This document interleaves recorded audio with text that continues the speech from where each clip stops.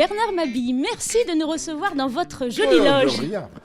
Alors nous sommes ici dans les coulisses de l'Olympia puisque ce soir, vous allez jouer votre spectacle 30 ans d'insolence, retransmis donc en direct sur Paris Première, avant de poursuivre sa tournée aux quatre coins de la France. Alors vous allez à l'hôpital, c'est ça qui est dramatique. Il n'y a plus de personnel, il n'y a plus de budget, tout se barre en sucette, quoi. Hein.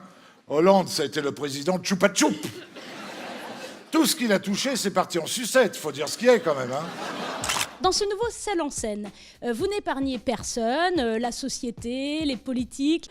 Quels sont les chouchous de cette nouvelle édition ? Un chouchou, alors en tête de Turc. Hein. Oui, plutôt. Bon, c'est évidemment les Macron quand même, parce Ouais. que il se passe tellement de choses tous les jours que ça remplit les salles. Et ce qui est marrant, voilà, c'est que ça remplit les salles. Et Oui. puis, il y a une chose intéressante aussi, c'est que vous disiez finalement que ce Macron, c'était un bon baromètre de l'opinion publique. Oui, parce oui. qu'au début, quand vous avez commencé le spectacle, le public osait à peine rire. Et que l'ambiance, curieusement, s'est réchauffée au fil des mois. Oui, c'est-à-dire que le public riait, mais avec une certaine retenue, d'un air de dire donnez-lui sa chance, tapez pas dessus, pas maintenant. Et puis il y a eu l'affaire Benalla, et là tout s'est retourné. Et vraiment maintenant, quand en salle je prononce le nom de Macron, c'est du délire. Mais vous savez, il serait quand même plus agréable que le pays aille mieux et qu'on ait moins de choses à dire nous, quoi. Parce que quand Vous seriez au chômage. quand les bavards humoristes et rigolos se mettent de la partie, c'est quand même mauvais signe. Alors, vous disiez donc qu'on ne peut pas rire de tout et vous preniez comme exemple les handicapés. Et j'ai cru voir un retour sur scène, là, parce qu'on a un écran de retour sur les répétitions de l'Olympia, que vous entriez justement avec un fauteuil roulant.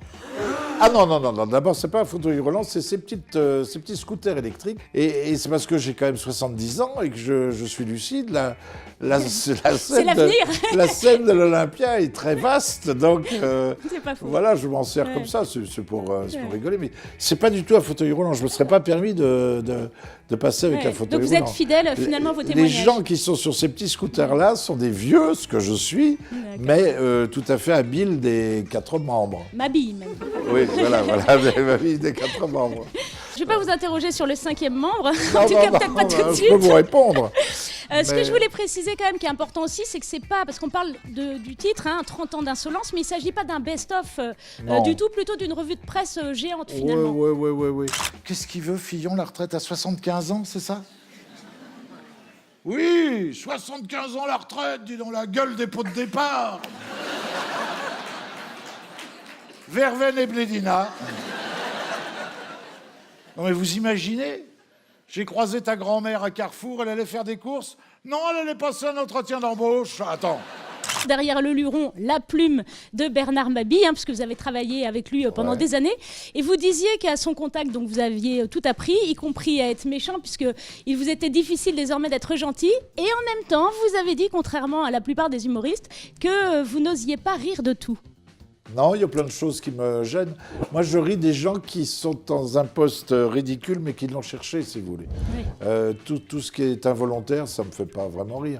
Mais un élu, un président de la République, moi, j'ai jamais demandé au président de la République de se présenter à la présidence. Donc, à partir de là, il m'appartient. Moi, j'ai jamais demandé à Hollande d'aller faire du scooter la nuit pour aller voir une maîtresse, vous voyez.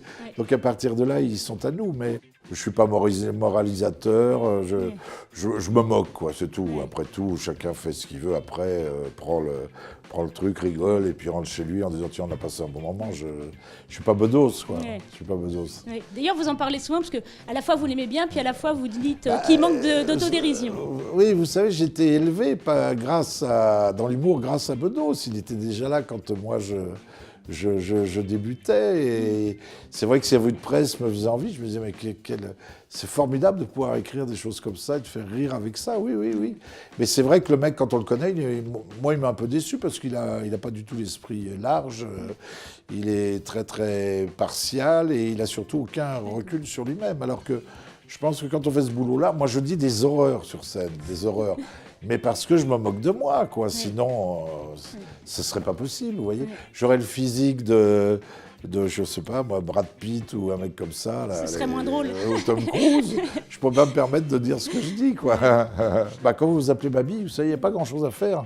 Soit vous vous fâchez quand les mecs vous appellent ma bite, ma boule, machin, tout, j'ai tout entendu. Ou alors vous le prenez bien et vous dites à ce moment-là, il faut que je fasse un peu rigoler, quoi. Sinon, c'est pas possible. Moi, j'étais naturiste une fois, je vous dis que c'est pas facile, hein. J'étais amoureux d'une jeune femme qui était naturiste et je la connaissais depuis 3 jours, donc j'ai cédé à ses caprices. Elle me dit, déshabille-toi devant tout le monde. Oh là là là là. Je me cachais avec ma valise, la valise RTL. Là, j'étais... Oh, ça fait un drôle d'effet quand même. Hein. Elle me dit, ah non, non, c'est comme ça. Oh, puis les gens se moquent. Ils regardent. Bah, là, ils pouvaient la voir. Moi, je la vois plus depuis longtemps. Hein. Alors on le disait, hein, l'insolence est partout, elle est sur RTL aux côtés de Laurent Ruquier, elle est sur Paris Première pour la grande revue de presse, elle est chez Michel Drucker aussi, parfois dans Vivement Dimanche. Le spectacle parle d'insolence, vous avez écrit récemment un ouvrage, Les pensées insolentes de Bernard Mabille. Ouais. Donc du coup, on s'est permis avec l'équipe de vous préparer quelques questions insolentes, c'est l'interview insolente. Oh là. Première question. Vous n'êtes pas tendre... Vous me faites peur. Je vous fais peur, là. Vous n'êtes pas tendre avec les femmes, vous n'êtes pas tendre avec les politiques, vous n'êtes pas tendre avec les célébrités, vous n'êtes même parfois pas tendre avec vous-même. Est-ce qu'on peut en conclure que tout est dur chez Bernard Mabille ? Ça l'a été. Mais 70 ans, je vous dis, 70 ans. Toujours dans les questions insolentes, vous avez avoué collectionner les objets publicitaires dans des vides-greniers. Oui. Vous avez dit que vous étiez un homme de souvenirs, aimant garder les traces du temps qui passe. Et pourquoi pas tout simplement acheter un miroir ? Ah oui, c'est bien, c'est gentil comme question. Mais c'est bien, c'est bien trouvé, bravo. J'avais une pièce, c'était une collection qu'on faisait avec mon frère, c'était à qui trouver les objets les plus moches, les plus laids, les plus... Alors donc, on avait une pièce, c'était un peu le musée des horreurs, vous savez. Quand vous voyez le moine, vous lui appuyez sur la tête et il bande, c'est quand même exceptionnel. Et j'ai la salière poivrière en forme de toilette de WC. C'est chic, hein ? C'est très chic. Alors vous savez, vous mettez ça sur la table, vous recevez des gens un peu intéressants. Vous mettez ça sur la table, mais les gens ne savent pas si c'est du lard ou du cochon. Ça interpelle. Très bien.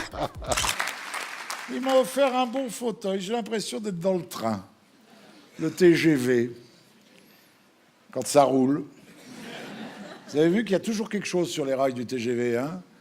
Un mec qui s'est suicidé, un animal, des palettes, enfin des trucs, sauf des trains qui roulent. J'étais l'autre jour dans le TGV, assis à côté d'une femme magnifique, trentaine d'années, je dirais. Et bon, et vous savez ce que c'est, un moment, mon besoin de séduire. Je lui fais du gringue, comme on disait dans le temps.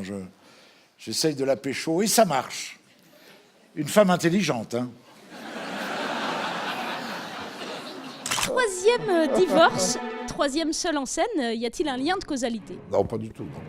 Non, faut pas se refaire un peu d'argent, il n'y a pas trop de pension à payer, ça va. Si, la pension à payer, mais c'est pas ça, non. Mais vous savez, ce sont des métiers où c'est peut-être le vrai ratage, c'est que c'est très dur de... Vous voyez, on vous pardonne pas de... Moi, il y a eu un temps quand même où ça marchait très mal, quoi. Je me suis accroché. Donc, quand on vous appelait pour à Noël faire un petit gala mal payé quelque part, j'y allais. J'avais besoin d'y aller. Et ça, alors, mais t'es pas là pour Noël, t'étais pas là pour l'anniversaire de mariage, t'étais pas là pour l'anniversaire du petit.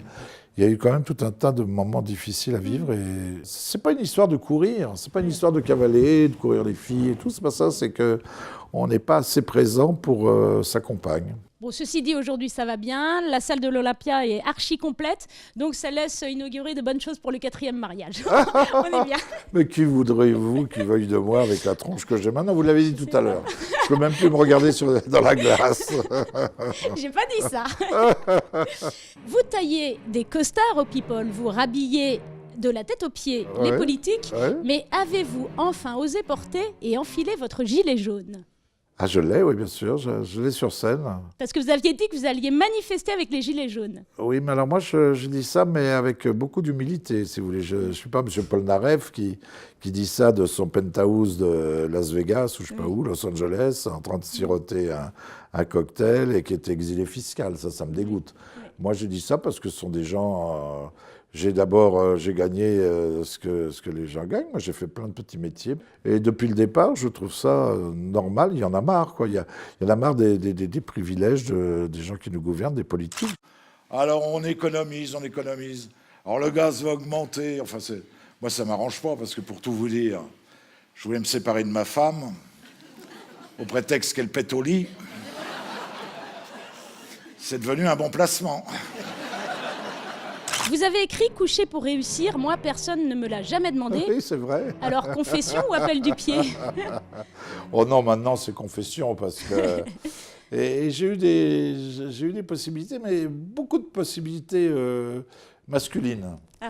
Alors, Pas de bol. bah oui, j'ai passé ma vie à travailler pratiquement avec des homosexuels qui sont des D'ailleurs, gens c'est encore charmants. vrai aujourd'hui, puisque là, on a un énorme bouquet de fleurs et ça a été offert par Laurent Ruquier, je crois. C'est gentil, hein. Franchement, très c'est gentil. Ça me fait magnifique. ça me fait très plaisir. C'est quelqu'un de charmant, Laurent.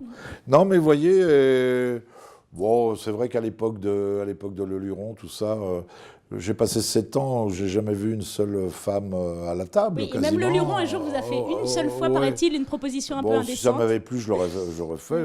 Y a Pas tenté. Non, franchement, non, c'est pas mon truc, quoi. J'en ai une méchante, j'ose pas celle-là. Si, allez-y, allez-y. On vous a choisi aux grosses têtes parce que vous êtes une tête ou... Parce que je suis gros. Ce sont les grosses têtes, hein, ce ne sont pas les grosses autres choses. Hein, En tout cas, on prend un grand plaisir à vous y retrouver régulièrement. Ah. Une petite dernière pour la route. J'ai entendu dire que vous étiez de ceux qui consultent les voyants. Alors, quelle serait la prédiction du jour? Alors, ça fait très longtemps que je ne l'ai pas fait, la voyance. Parce que la dernière fois que j'ai fait un voyant, il m'a dit, c'était un copain voyant, il m'a dit, assieds-toi là. Il m'a dit, la femme qui est, je vous jure que c'est vrai, il me dit, la femme qui est assise sur la banquette, ça va devenir ta femme. Et vous allez être très heureux. Alors, c'est devenu ma femme, mais depuis, elle m'a largué. Alors, après Terminer 17 les ans, voyants. quand j'ai terminé. Mais du coup, vous avez été convaincu quand même par des voyants. Est-ce que vous êtes aussi convaincu par la religion? Pas trop, non. Pas trop. C'est marrant, ça, c'est quand même paradoxal. Non, pas trop, parce que quand je vois les richesses du Vatican, tout ça, je me dis on pourrait peut-être faire des choses pour les pauvres. Mais il faut économiser, mesdames, messieurs, c'est la survie de la planète. Pas changer l'eau du bain. Moi, j'ai 6 enfants, moi. 6 enfants. Je passe le 7e. Je suis plus sale en sortant qu'en rentrant. En tout cas, ce qui est sûr, c'est qu'on vous prédit le meilleur. D'abord c'est pour ce gentil. soir. Bon, la salle est déjà complète. Le meilleur aussi pour la tournée. Ouais, On retrouve ça donc se passe toutes les bien. informations sur votre site officiel, Voilà. bernardmabille.com. Bah, c'est le bonheur, quoi. Merci, Bah oui, le bonheur, Merci. c'est d'avoir été interrogé par vous. même si j'étais un peu méchante. Non, bah non, je jure que non.